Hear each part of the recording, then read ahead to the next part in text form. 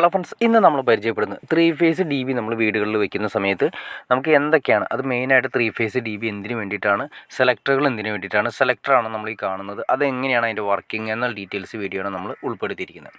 നമ്മൾ കാണുന്ന പോലെ തന്നെ ഇത് 3 ഫേസ് ഡി ബിയുടെ സെലക്ടർ സ്വിച്ചാണ് വരുന്നത്. ഈ സെലക്ടർ സ്വിച്ച് എന്ന് ഉദ്ദേശിച്ചിട്ടുണ്ടെങ്കിൽ 3 ഫേസ് ഡി ബി എന്ന് പറയുമ്പോൾ 3 ഫേസാണ് വരുന്നത്, RYB പിന്നെ ഒരു ന്യൂട്രൽ, ഇങ്ങനെയാണ് നമ്മൾ KSEBിയിൽ നിന്ന് കിട്ടുന്നത്. അപ്പോൾ 3 ഫേസും നമുക്ക് വീടുകളിൽ യൂസ് ചെയ്യാൻ വേണ്ടിയിട്ട് 3 ഫേസ്, അതായത് 5000 വാട്ട്സിന് മുകളിൽ ഉപയോഗിക്കുമ്പോൾ നമുക്ക് 3 ഫേസ് കണക്ഷൻ മസ്റ്റായിട്ട് എടുക്കേണ്ടി വരും. 5000 വാട്ട്സിന് താഴെയാണ് നമ്മൾ ഉപയോഗിക്കണമെങ്കിൽ സിംഗിൾ ഫേസ് ആണ് എടുക്കേണ്ടത്. അപ്പോൾ അങ്ങനെ വരുന്ന സമയത്ത് 3 ഫേസ് കണക്ഷൻ എടുക്കുമ്പോൾ 3 ഫേസ് കണക്ഷനിൽ ഓരോന്നിൻ്റെ ഔട്ട് RYB എന്ന് പറയുന്ന 3 ഫേസിന് ഔട്ടും ഓരോ സെക്ഷൻ തിരിച്ചിട്ടായിരിക്കും നമ്മൾ MCBകൾ കൊടുക്കുന്നത്. അപ്പോൾ ഏതെങ്കിലും ഒരു സെക്ഷനിൽ കറണ്ട് പോയി കഴിഞ്ഞാൽ ആ സെക്ഷനിലുള്ള MCBകളിൽ കറണ്ട് ഉണ്ടാവാൻ ചാൻസ് ഇല്ല. അതായത് സിമ്പിളായിട്ട് പറയുകയാണെങ്കിൽ 3 ഫേസ് നമ്മളിപ്പോൾ സെലക്ട് ചെയ്ത് കൊടുത്തിരിക്കുന്ന പവർ പ്ലഗുകളെല്ലാം കൂടി ഒരു ഫേസിൽ കൊടുത്തിരിക്കുന്നതെങ്കിൽ ആ സെക്ഷനിൽ KCBയിൽ കറണ്ട് പോയാൽ ആ പവർ സെക്ഷനിൽ ഒന്നും വർക്ക് ചെയ്യില്ല, ബാക്കി സ്ഥലങ്ങളിൽ വർക്ക് ചെയ്യും. അപ്പോൾ അങ്ങനെ വരുന്ന സമയങ്ങളിൽ കറണ്ട് ഉണ്ടാവും, പക്ഷേ നമ്മുടെ കാര്യങ്ങളൊന്നും ഉപയോഗിക്കാൻ പറ്റാത്ത അവസ്ഥ വരും.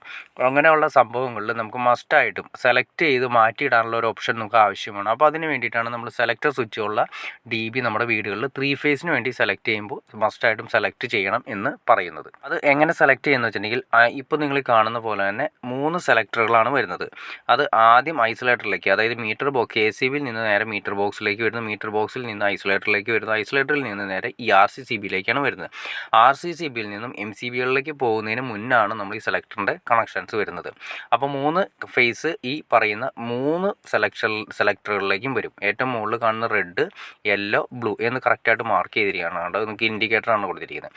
ആദ്യത്തെ സെലക്ടർ ഒന്നാമത്തെ ഫേസിന് വേണ്ടി, രണ്ടാമത്തെ സെലക്ടർ രണ്ടാമത്തെ ഫേസ്, മൂന്നാമത്തെ സെലക്ടർ മൂന്നാമത്തേന് വേണ്ടിയിട്ടാണ്. നോർമൽ ലെവലിൽ എല്ലാ ഫേസും, അതായത് KCBയിൽ 3 ഫേസും ഉള്ള സമയത്ത് നമ്മൾ അങ്ങനെയാണ് ചെയ്യേണ്ടത്. ഒന്നാമത്തെ ഫേസ് ആരോ കാണാൻ സാധിക്കേണ്ട, ഓരോന്നിൻ്റെയും സെലക്ടറിന് ഒരു വൈറ്റ് ആരോ കൊടുത്തിരിക്കുന്നത്, അതിലേക്ക് ഇടുമ്പോൾ ആ സെക്ഷനിലുള്ള ഫേസിലേക്കാണ് കിടക്കുന്നത്.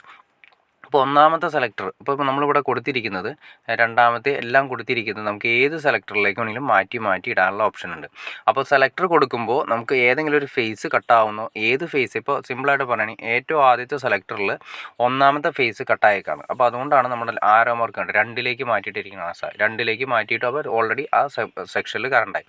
അതുപോലെ തന്നെ രണ്ടാമത്തെ സെലക്ടറിൽ നമ്മൾ 2ൽ ഓൾറെഡി സപ്ലൈ ഉള്ളതുകൊണ്ട് 2ലേക്ക് തന്നെ ഇട്ടു. മൂന്നാമത്തെ സെലക്ടർ 3ലേക്ക് തന്നെ മാറ്റിയിട്ടു.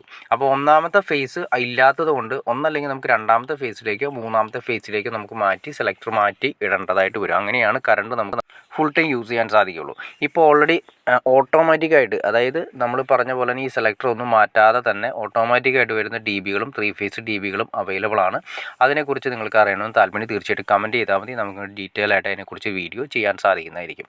ഓക്കെ ഫ്രണ്ട്സ്, അപ്പോൾ നിങ്ങൾക്ക് ഈ വീഡിയോ ഉപകാരപ്പെട്ടു എന്ന് വിചാരിക്കുന്നു. ഇനി എന്തെങ്കിലും ഡൗട്ട്സോ കാര്യങ്ങളോ ഉണ്ടെങ്കിൽ തീർച്ചയായിട്ടും കമൻറ്റ് ചെയ്യാൻ മടിക്കരുത്, ഷെയർ ചെയ്യാൻ മടിക്കരുത്, സബ്സ്ക്രൈബ് ചെയ്യാൻ മടിക്കരുത്. ഓക്കെ ഫ്രണ്ട്സ്, അടുത്ത വീഡിയോയിൽ കാണുന്നവരെ ഓക്കെ. എനിക്ക് തോന്നുന്നു കാണുന്ന എല്ലാവരും തന്നെ സബ്സ്ക്രൈബ് ചെയ്യാതെ കാണുന്നു. തീർച്ചയായിട്ടും സബ്സ്ക്രൈബ് കൂടി ചെയ്തേക്കുക ഫ്രണ്ട്സ്, എന്നാലേ നമുക്ക് ഇതിലുള്ള വീഡിയോസ് ചെയ്യാനുള്ളൊരു മോട്ടിവേഷൻ ലഭിക്കുള്ളൂ. അപ്പോൾ ഓക്കെ ഫ്രണ്ട്സ്, അടുത്ത വീഡിയോയിൽ കാണുന്നവരെ ഓക്കെ.